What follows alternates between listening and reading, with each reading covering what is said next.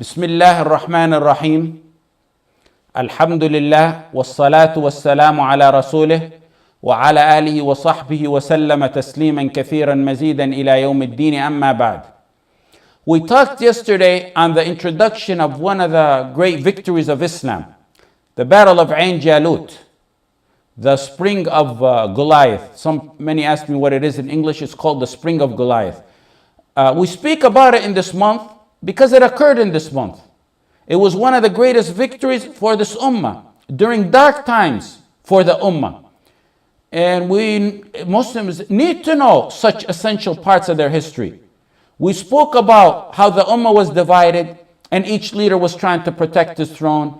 Each was concerned about himself, and a man stood up to the task, a man named Saifuddin Qutuz. For nearly half a century or so, no one was able to stand to the transgression of the Tatar, who killed in Baghdad in less than 2 weeks, as I said, over 2 million Muslims. Saifuddin Qutuz turned out to unite the Muslims. He started with his neighboring leader, the Emir of Sham, the son of Salah ad-Din al-Ayyubi. But he refused. Instead of uniting with his Muslim brother, he turned against his brother and he offered the Tatar help if they let him stay in power. The days went on and the Tatar turned on this man and took his land while he fled. Some Muslims or so-called Muslims think power and honor comes through the enemies. They seek honor from other than Allah, which always ends up in humiliation and dishonor, sooner or later. They use one, abuse them, and dump them. No one could have been more surrenderous and helpful to the enemies of Allah than the prime examples we have today, like Al-Qaddafi and Mubarak and their likes and their brothers. Look where they're at today.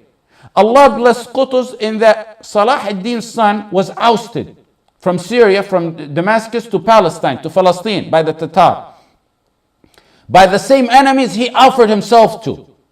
Then he joined by force Qutuz, but he proved, like I said, that he was a failure, and his troops remained with Qutuz and he left.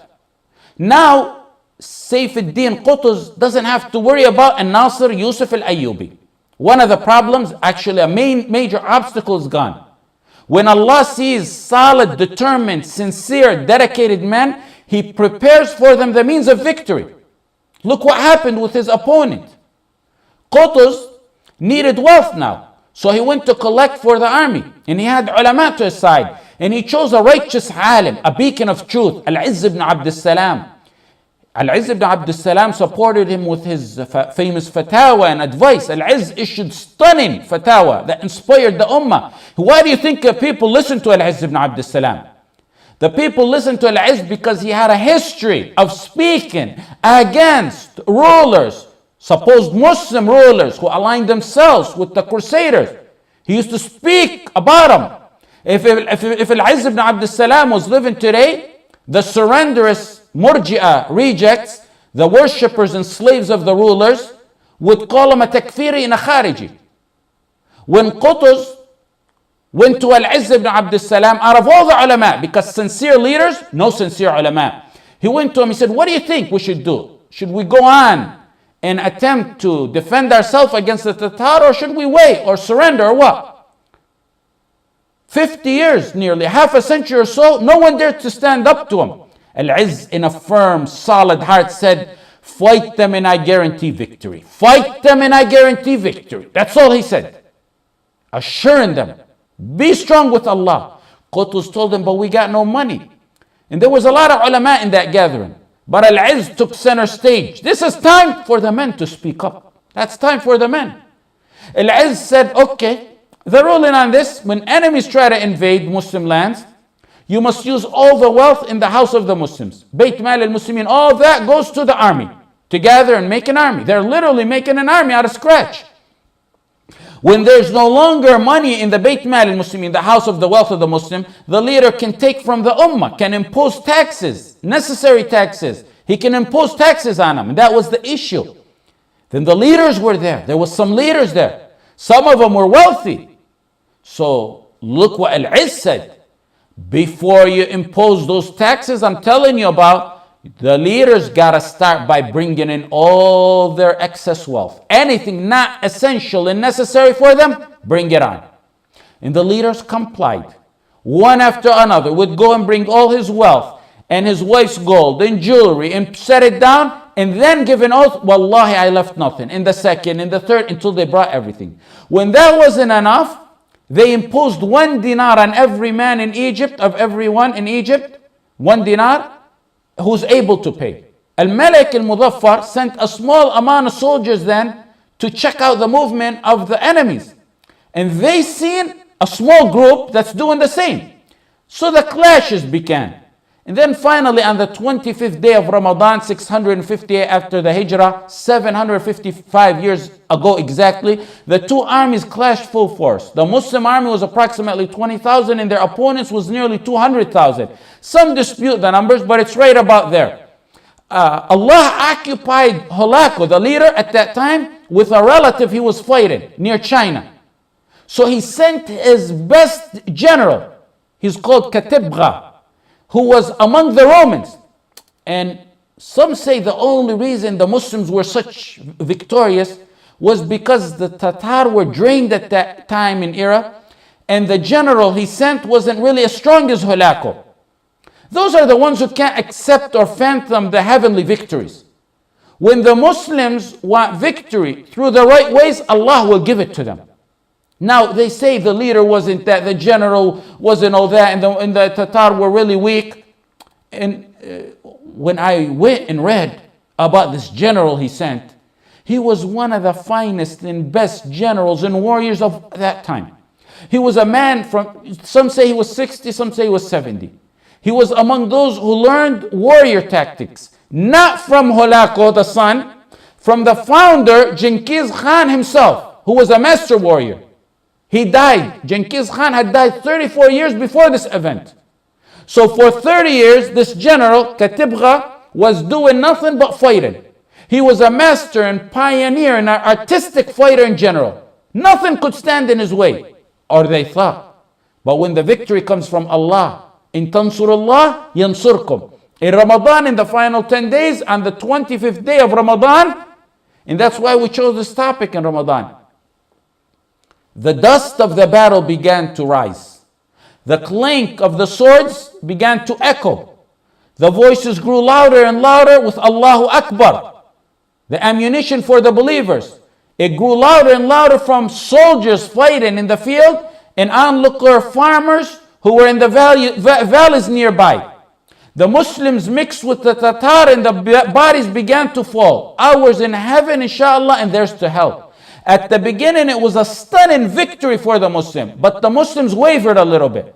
So listen to righteous leaders what they do. Qutuz, seen him. So he goes in front of everyone. He takes his helmet off and throws it down and says, Wa Islamah, wa Islamah, wa Islamah. Islam is at stake. And he pushed forth himself. They seen the leader like this, with no helmet, penetrating deep into the enemy lines. It inspired the Muslims to follow along. The general of the Tatar gets killed. The army gets destroyed. The Muslims chase him away. Some killed and some apprehended. It was a stunning victory. It was a stunning victory that brought the Tatar to their demise. There was another smaller battle after that in Bisan, where the Muslims fought a deadly, courageous battle, and they were granted victory. This is one of the biggest battles or victories for the history of the Muslims. Why? Because if they didn't stop the Mughal, if they didn't stop their spread at this time, they were coming to take Egypt. Had Qutuz not manned up and stood up to them in Ain Jalut, they would have slaughtered the Muslims of Egypt. Then they moved on to other parts of Africa. Then they would have moved on to Europe. That was their intention. For nearly half a century, Muslims didn't win a single battle against these people. Barely anyone ever stood up to him. Why did they win now? And I can talk like a philosophist now and go left and right and pretend I'm a history expert. But the real reason of the victory here was a secret. It was a secret in something Umar wrote to his general Sa'd ibn Abi Waqqas years ago. That's the real reason, no other reason. You can talk a lot about it and pretend you're a philosophist, but that's the reason. From every angle you look at it, it was a defeat for Muslims. Untrained army. The army of Qutuz, he really got it literally within days. In less than a year. They were outnumbered by a massive army that mastered genocide and warfare for decades, for half a century. They defeated the army that swept nations off. What's the secret in the letter of Umar? He used to send to his generals, I advise you and the soldiers to fear Allah in all settings. That's the secret. The fear of Allah is the biggest ammunition against your enemies. Fear your sins more than you fear your enemies. Fear your sins more than you fear your enemies. Muslims win by the sins of their enemies against Allah. If we're equal in sins, they'll have power over us, because then it becomes power over power, and they're always more powerful than us, and they have more soldiers. So it's taqwa. After Ain Jalut, it was a turning point in the demeanor of the entire ummah. The demeanor of the entire ummah changed. He brought back honor to the ummah. He brought manhood to the men of this ummah. Now, no longer would you see a man watching 100 men get slaughtered and not even think about defending himself or protecting himself. Now, they had no revived hope in Allah. He showed them in reality. And no matter how big and mighty the opponent may seem, as long as they are with Allah, there's victory. لا يغرنك تقلب الذين كفروا في البلاد متاع قليل. Let not the free disposal, the affluence of the disbelievers throughout the land deceive you. متاع قليل. متاع قليل, brothers. Brief enjoyment. Then their ultimate abode is to hellfire.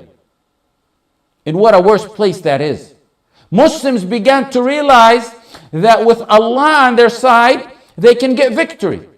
They no longer need to sit back and wait for the Mahdi like some used to say and some say today. When Allah wants victory and good for someone, there is no one who can deprive it. وَإِنْ يَمْسَسْكَ اللَّهُ بِضُرٍّ in Surah Al-An'am, وَإِنْ يَمْسَسْكَ اللَّهُ بِضُرٍّ فَلَا كَاشِفَ لَهُ إِلَّا هُوَ وَإِنْ يَمْسَسْكَ بِخَيْرٍ فَهُوَ عَلَى كُلِّ شَيْءٍ قَدِيرٌ. And likewise in Yunus, Surah Yunus, وَإِنْ يَمْسَسْكَ اللَّهُ بِضُرٍّ فَلَا كَاشِفَ لَهُ إِلَّا هُوَ وَإِنْ يُرِدْكَ بِخَيْرٍ فَلَا رَادَّ لِفَضْلِهِ يُصِيبُ بِهِ مَنْ يَشَاءُ مِنْ عِبَادِهِ وَهُوَ الْغَفُورُ الرَّحِيمُ. After a half a century of Muslims being treated worse than animals and massacred and annihilated and raped, each dog wanting a piece of the flesh of this ummah, each dog running to get a piece of the flesh of this ummah, the snakes were freely roaming around the Muslim territories. Now with Ain Jalut, a victory, the game is over. The great victory brought back prestige and honor and status to the ummah, and even justice to the non-Muslims. The victory was so smooth, the victory was so swift and unexpected that the great army of Hulaku didn't even think about doing revenge after this. Unlike what happened to them in the past, their revenge would be superb. All history documents after this is a little scrimmage when they sent out a few soldiers, a small army, just to prove that they exist. But nothing major, nothing significant. The honor of the ummah was retrieved. You see those today in the lands of Amr ibn al-As, the lands of La ilaha illallah, who called for other than the rule of Allah. And those who said, let's vote on it, or agreed to it, or we're silent about it. And we say, come on guys, the rule of Allah, the rule of La ilaha illallah, this is a principle of Islam, the Sharia of Allah. They say, no, step by step, and we don't want to upset the West or other non-Islamic fractions. We don't want to upset them. On the account of Allah. They want to please others on the account of Allah. What's the result? The result is humiliation and defeat. The same people you don't want to please when you were in power, because you don't want to implement the rule of Allah, are now 30 million against you. This is what Islam told us. They did not please Allah when they were in power, so neither Allah was pleased with them, nor were the people. The ummah's got to understand the ABCs of Tawheed. What we teach our kids in text, we must let it register in our faith. من التمس رضا الناس من التمس رضا الله بسخط الناس رضي الله عنه وأرضى عنه الناس ومن التمس رضا الناس بسخط الله سخط الله عليه وأسخط عليه الناس. Whoever seeks the pleasure of Allah at the risk of displeasing people, Allah will take care of him and protect him and honor him. But whoever seeks, this is a hadith, whoever seeks the pleasure of people at the risk of displeasing Allah, Allah will abandon him to the care of the people. You wanted to please the people, the step-by-step stuff and vote and stuff. Okay, let them protect you. 30 million of them went against you. You need to understand that with La ilaha illallah on our side, there's nothing can defeat this ummah. That's what he told Ibn Abbas, a 10-year-old Ibn Abbas. If the whole universe gathered against you, they couldn't defeat you. After Ain Jalut, people lived in peace and honor for decades to come. Actually, it lasted for over 146 years. No more oppression, no more violence, no more massacre, no more displacing, no more raping. The Tatar were so stunned from this for 146 years until a leader of Tatar came. His name is Taimur Link. He entered Halab in Damascus. When people turned away from Allah, Allah granted him power over the believers.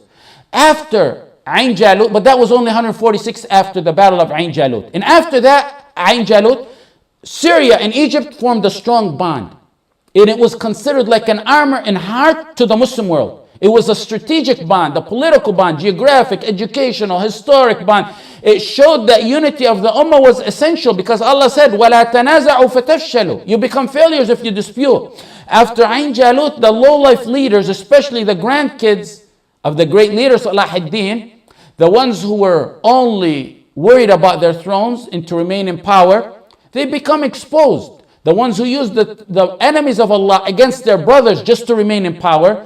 After this battle, I'm telling you the benefits of this victory. After this victory, it exposed them. It exposed those fake leaders. And they too vanished. Most of them either accepted the leadership of Qutuz and joined under him, or most of them vanished away into the wastebasket of history.